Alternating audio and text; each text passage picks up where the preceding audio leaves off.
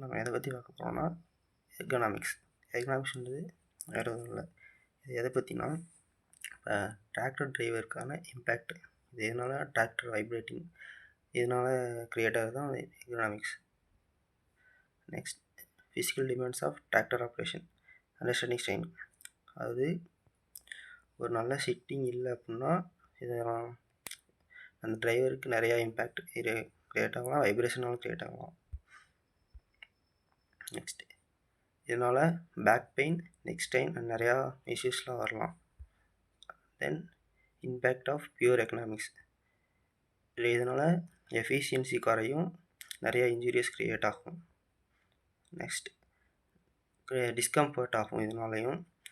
இதில் adjustable seats, initiative control, encase vestibule, இதனால் இதில் ஆப்டிமைஸ் பண்ணலாம்.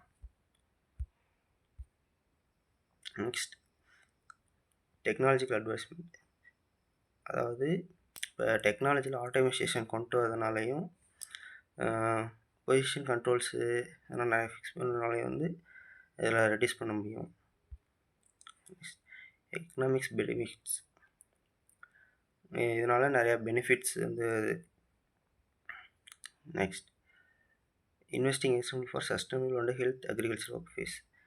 ஹெல்த் ஒர்க் ஃபேஸ் இன்க்ரீஸ் ஆகுது, increased profits and sustainable futures. Next ஒரு வீடியோ கிளிப் பார்க்கலாம் இதை பற்றி.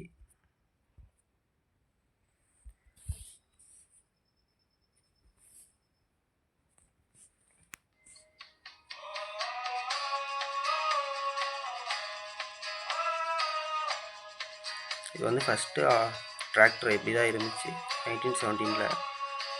நெக்ஸ்ட் 1964 ஒரு ஸ்மால் இம்ப்ளிமெண்ட் கொண்டு வந்தாங்க, அதை சிட் பண்ணுறதுக்காக.